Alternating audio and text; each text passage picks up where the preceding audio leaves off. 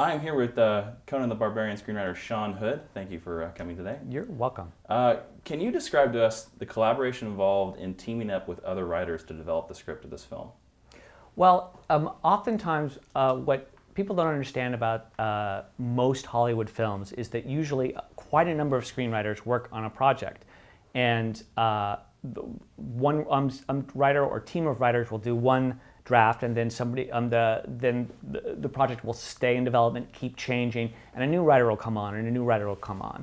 And although, you know, what's funny is that the world of genre writers is actually not all that large, so that you know everyone. So that a lot of times, I was working with Marcus on another project called Subterranean, and the writer before me was a friend of mine named J.T. Petty. And so a lot of times you end up you get hired for a project, you see, oh, I know that guy. You call him up, you say, what was your experience, what's going on with this project, and you go on to the next thing. Sometimes writers will contact me on Facebook and say, hey, I hear you're up to rewrite my script, is that true? And then, you'll, but no one, I guess we try not to ever take it personally because, Donnelly and Oppenheimer are liable to be rewriting my script on some future project very soon. So we don't actually, so in general, I think we try to contact each other. There wasn't that much time for me on Conan the Barbarian because almost instantaneously I was swept off to Bulgaria.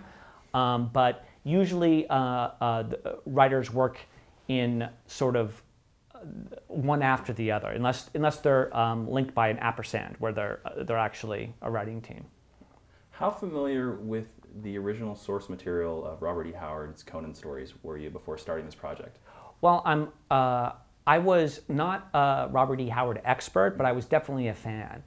The first time I read Robert E. Howard stories was when I was 11 years old. My father and I used to go to all these old dusty bookstores and comic book shops and movie memorabilia shops that were on Hollywood Boulevard or just off Hollywood Boulevard. It was way before it was all built up. It was pretty dilapidated back then.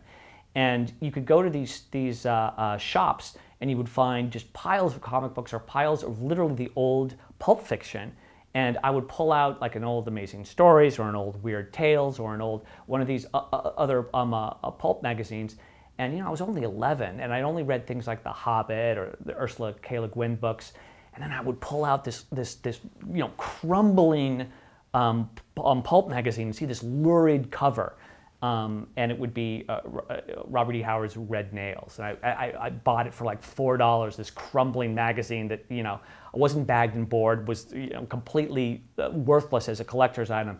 And I remember reading that story and the pages actually crumbling in my hand as I was turning them. And, for an 11-year-old boy, they were so lurid, so violent, so sexual, that it was like, this was the stuff that I really wanted to get at, that I really wanted to read that the adults weren't telling me about. So I first encountered him when I was a kid. That led to me reading the comic books. And so I came to Conan really with more steeped in the original Robert E. Howard stories and perhaps some of those adaptations as graphic novels and comic books rather than the previous films. Okay, so this goes into my next question. Were there any homages to the original Conan stories or the comic books or even the original films that you felt needed to be included in the script? Yes, but not to the Milius film. I mean, Marcus was very adamant about doing a different kind of movie. He had a different kind of vision. We had a very different kind of Conan in Jason Momoa.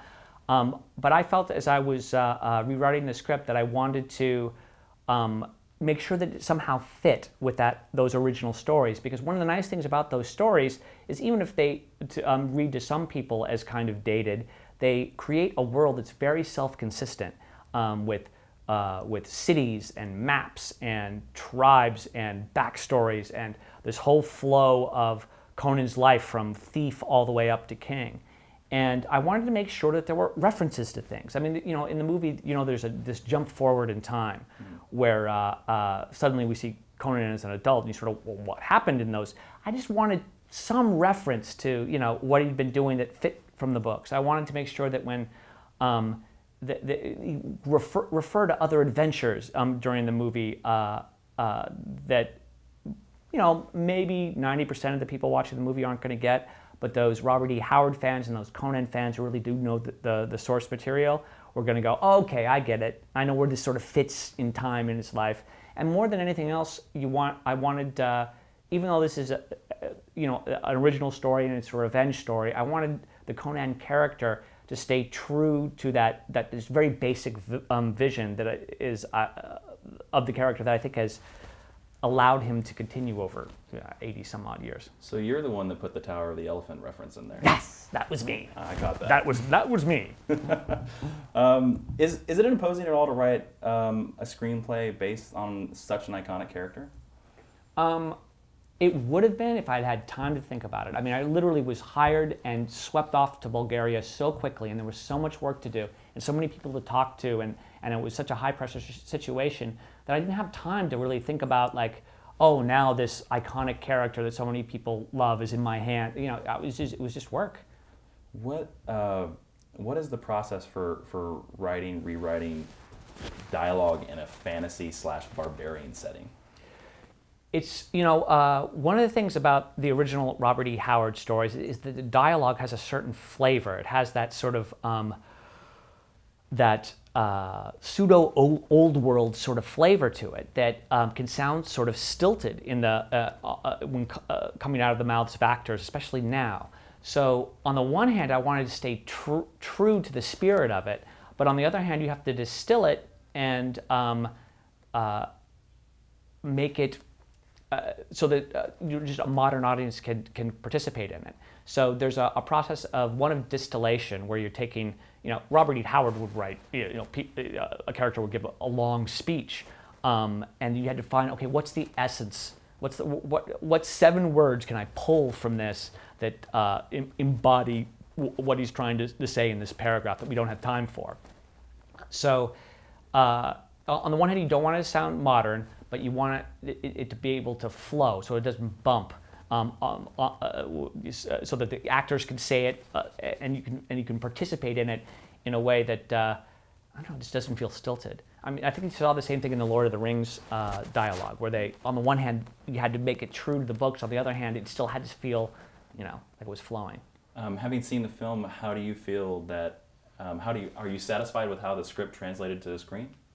Well, there is not a screenwriter alive who will not watch a cut, especially the first cut of the film, and want to jump out a window because you had a very particular vision for it. Every screenwriter feels that way, and and I came to the project really not to rewrite the action scenes or not necessarily to reinvent the set pieces. I was brought on to try to work on character and story.